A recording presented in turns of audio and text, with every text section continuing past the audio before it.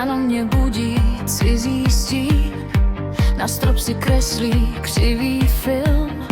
V hlavě jen šum a prázdný byt, nevím, jak dneska vůbec žít. Ty stojíš v dveřích, bosý krok, v ruce máš čaj a hloupej vtip. Říkáš mi dýchej ještě rok, já jenom kývnu, chci se skrýt. Lásko, já padám níž, každej můj úsměv je jen nůž, ale když držíš pevně blíž, ticho už tolik neřežu. Lásko, já křičím potichu, v peřinách tonou rozhovory, když řekneš zůstanu na břehu, moje temnota se trochu bojí.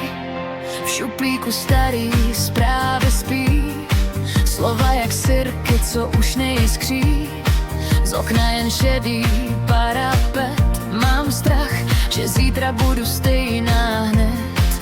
Ty sedíš vedle, žádný plán, jen maluješ mi kruhy do dlaní. Říkáš, já chápu, že jsi sám, i když jsme dva, to nevadí.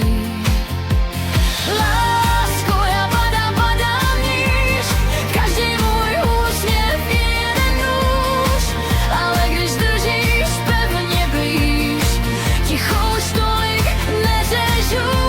Lásko, já křičím potichu, v peřinách tonou rozhovory, když řekneš zůstanu na břehu, moje temnota se trochu bojí.